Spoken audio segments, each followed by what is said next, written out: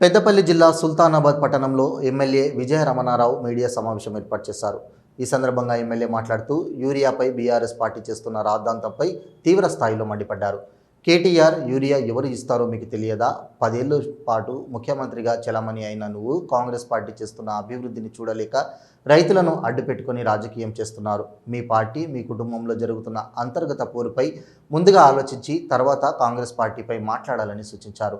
BJP Narendra Modi రాష్ట్ర రైతాంగానికి urea విషయంలో రైతులను ఇబ్బందులకు గురిచేస్తున్నారన్నారు. జిల్లాలో ఉన్న ఆర్ఎఫ్సిఎల్ కర్మాగారం తరచూ షట్డౌన్కు గురవుతుంటే పలు అనుమానాలకు తావిస్తుందన్నారు. కావాలనే కాంగ్రెస్ పార్టీకి రైతులకు దూరం చేయాలనే కుట్రలు చేస్తున్నారని ఆరోపించారు. గతంలో బీజేపీ రాష్ట్ర అధ్యక్షుడిగా 2 కేంద్ర మంత్రులు బండి సంజయ్, కిషన్ రెడ్డిలు పనిచేశారు. కానీ రైతులు యూరియా కొరతను తీర్చడంలో విఫలమయ్యారని ఆరోపించారు.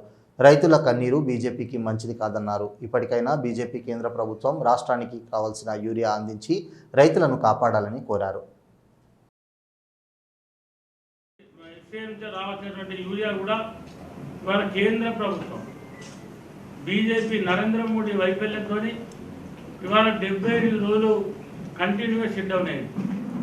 78 రోజులు షట్ డౌన్ అయ్యి మనం మొన్న మళ్ళీ నడిపిస్తే కేవలం 10 అంటే 15 రోజులు కూడా నడవలేదు.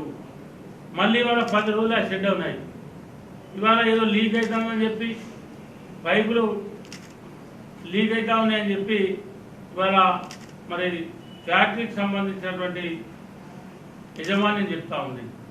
ఇవాళ తెలంగాణ రాష్ట్రంలో కూడా 11% ఉంది. ఇవాళ 11% పెట్టుబడి తెలంగాణ రాష్ట్ర ప్రభుత్వం పెట్టింది.